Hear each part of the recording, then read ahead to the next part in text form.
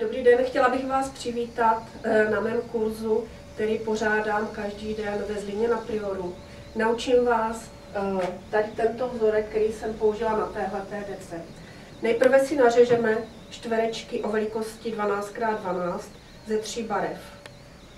Z jedné barvy jeden čtvereček, z ostatních 4 čtverečky 12x12. Nyní si poskládáme vzorek tak, jak ho budeme šít.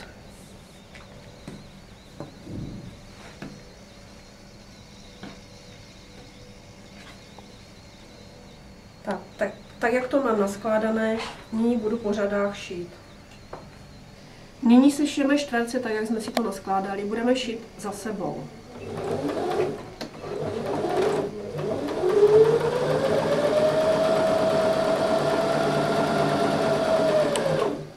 Šijeme vždy na patku.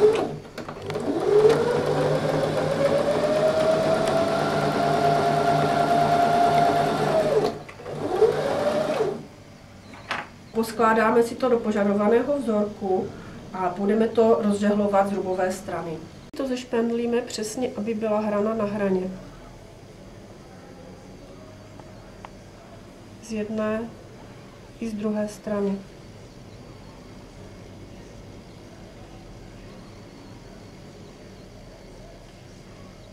Kolmo k látce.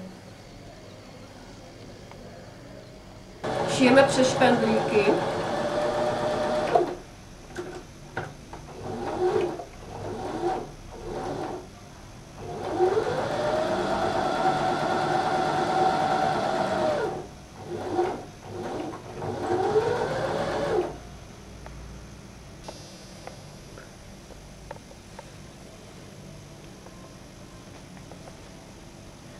Nyní nachystáme druhý díl a sešijeme stejně.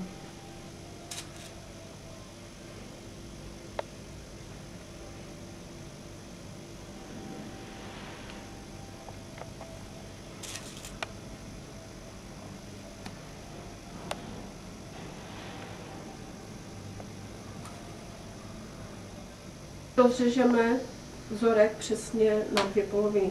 Takhle. Opatrně.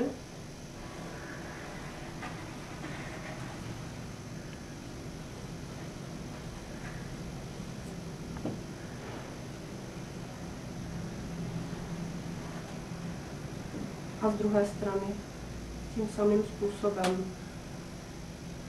Vzorek máme rozřezaný na přesně stejné 4 části. Nyní látku otočím takhle. Čím nám vznikne tady tento vzorek, nejprve sešijeme tyhle 2 části a pak tady tyhle. Takže šijeme první 2 části. Šijeme tak, jak máme rozžehlené.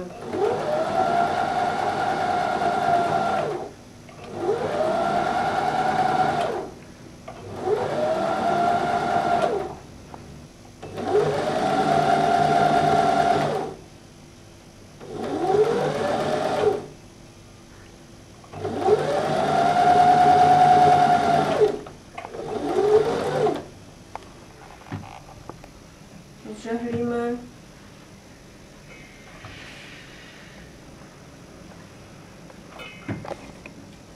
Sešpendlíme na střed tady látky podle vzorku.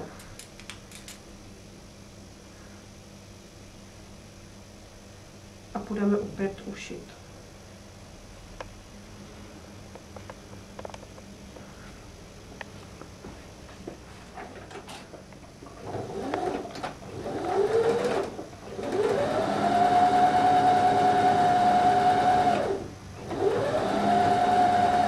Rozžehlíme z rubové strany pořádně.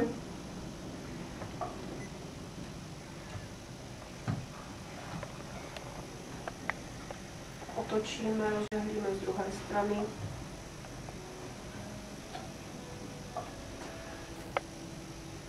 A máme hotovo. Případně tuhle část ještě ořežeme. Toto je výsledek šití.